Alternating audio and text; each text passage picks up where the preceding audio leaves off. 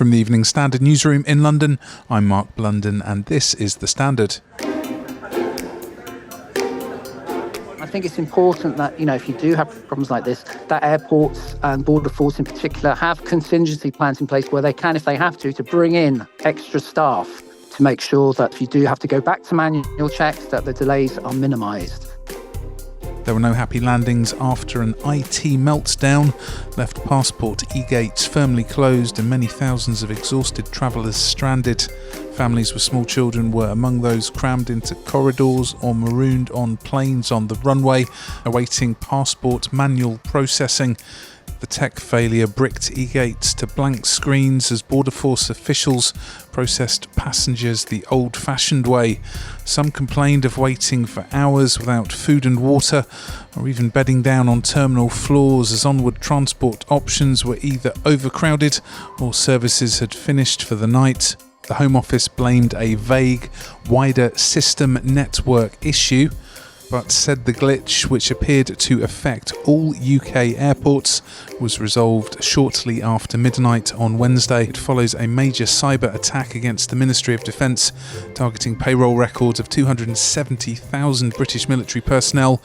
While there's no suggested link between the MOD wages hack and Tuesday's Border Force passport gates meltdown, both episodes shine a light on the fragility of our reliance on digital infrastructure, but it's not the first time for Heathrow, as a look back through the Evening Standard's archive reveals. Last May we had utter chaos, passport e-gate failure causes massive delays at airports.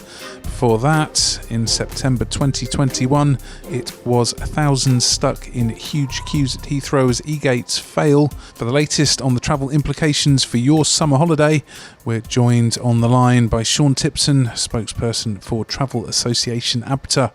What do we know about the cause behind Tuesday night's technical problems for Border Force? Well, it's clearly something that Border Force will be looking into, but the reports I've seen this morning are stating that they don't think it was caused by malicious cyber attacks, so it's clearly some kind of IT issue. It's not the first they've had, unfortunately. They're not very common, but they have happened before. But I think the main thing for us, whenever these kind of issues occur, that they do a thorough investigation. If it's something they can prevent happening in future, make sure that they do, because clearly it's not a great end to your holiday, is it, when you arrive back into the UK and find that you expect to get through those queues, and even if they look quite large, you generally get through them pretty quick. E-gates, remind us how they've become so ubiquitous for passport checks. E-gates have been around now for well over a decade, and when they first came in, I think people were it was a new thing, weren't sure how to use them, but I think we've got plenty of practice in that, so people know put your passport in the right way around, that kind of thing.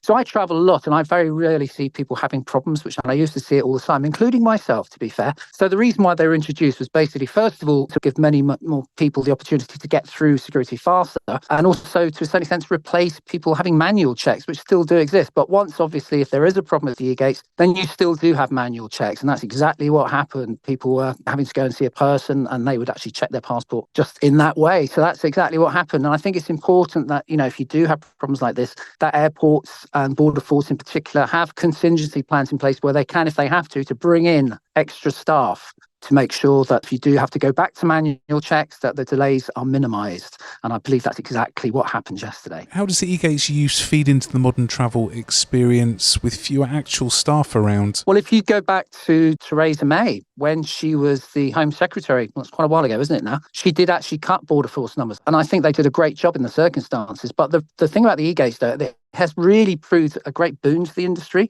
because if you look at, you might have 20 or 30 e-gates, so some of the bigger airports, you wouldn't generally have had 20 or 30 booths with people manually checking passports. So it's actually really good. And again, I do travel quite a lot. When I see a big queue, initially you think, oh no, it's going to take forever. It very rarely does, because they tend to move quite quickly, and that's down to the e-gates. Now, obviously, not everybody can use them. If you've got very small children, for example, you have to be 12 at least to be able to do so. So families, but they'll then set up special dedicated lanes for families in most cases, which again is a help. So e-gates, I think, generally speaking, have been a really good thing for the travel industry. But when you have a technical problem, which can happen, then you'll have situations that we saw yesterday. But having said that, they got things back on track pretty quickly in the circumstances. But again, not the best energy holiday, is it, having to stand in a queue for longer than you should. So what's the human fallback when all the digital infrastructure locks up and fails like this? I think, to be fair, mostly they run smoothly. It's just when they don't, as happened yesterday, then clearly it's going to get a lot of media attention, and rightly so. But then you do need to make sure that if things do go down, that you do have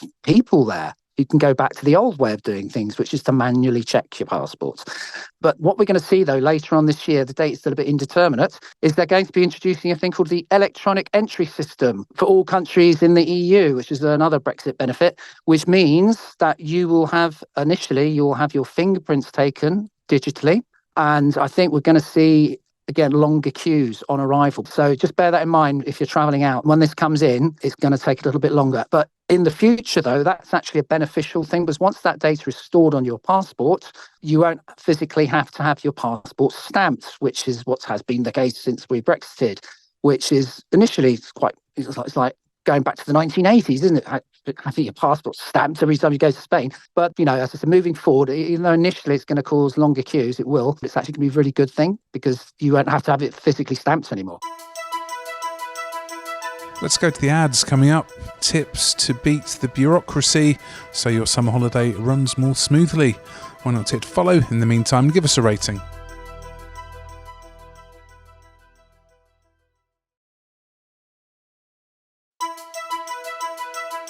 Welcome back, and we're back with Sean Tipton, spokesperson for the travel association Abta. What are some of the other travel pitfalls to be wary of as the summer holidays approach? The main thing that we're still seeing is another issue relating to Brexit once more. It's about passport validity. There are still people, and I think it's going to happen, who perhaps haven't travelled for quite some time, are not aware that the rules have changed to a certain extent. And the rule is this: if you renewed your passport early, more than 5 years ago, and that actually was advice we used to give to people, you don't have to wait for it to run out, because they'll just add on the unused portion of your old passport onto your new one, which means you could potentially have a passport that would have been valid for up to 10 years and up to 9 months, because that's the most they would add on. The thing is now, if you get to the stage where you're travelling on your passport and it's over the 10 years, you won't get into the EU anymore. You can't do that. So check your passport if you renewed it early, okay? And if you are into that extra up to 9 months period, don't use that passport to travel to the EU, get a new one. So that's an issue I think we're going to see. And also the other side of this as well, you need at least 3 months unused validity on your passport as well. So just check your passport. So if it's coming up for renewal or you renewed it early, have a look at it. And if you're a bit confused about what I just said, that we've got it all on our website, abta.com, which sets it out very clearly, everything you need to know. So I think that's going to be a problem. I've seen people turned away because of those issues. And I saw a family when I went to Spain earlier on this year. The mother was traveling on a passport. I don't know, it's probably like 10 years and 4 months, and she was into the 4 months. And put it this way, none of that family got on the flight. So that was an awful, and it's also not insurable. So just check your passport carefully. And the cons and scams, how can we avoid getting ripped off with cheap deals that aren't anything of the sort? Especially when business is really busy, which it is this year. I mean, a lot of people might be the first time they've been away since the pandemic for some people. So business is absolutely booming. It really is. And because of that, it's not that cheap. I mean, it's classic supply and demand in the travel industry. Demand is really high. Prices will go up, particularly in the summer. So that's the busiest time of year. So fraudsters are very aware of this, and they know that people will be looking for good deals. And it's almost exclusively online, but we're seeing it more on social media as well, where they'll put out really good-looking deals. So be wary of that. I mean, it's the old cliche, if it looks too good to be true, well, it probably isn't, yeah? So be careful about that. And also, just in a very nice traditional way, look for a company that's a member of Abta. Look for a company that's got an ATOL license. They're there for a reason. It's because we're very careful about who we let into Abta membership. We also have a code of conduct which governs how they treat their customers, yeah? Which means they'll treat you well, bluntly. And also, we both operate financial protection schemes if the worst comes to the worst and the company goes out of business, which luckily doesn't happen very often, but it can happen every now and again. I think it's less likely to happen now because business is so good. So companies will be making decent profits, so they're less likely to fail, aren't they? But definitely fraud. Be careful about that. And once more, we've got advice on our website which sets out exactly kind of warning signs and what you can do to protect yourself. And we've worked very closely with City of London Police. There's much more news and features in the Evening Standard newspaper and online at standard.co.uk. We're back on Thursday at 4 p.m.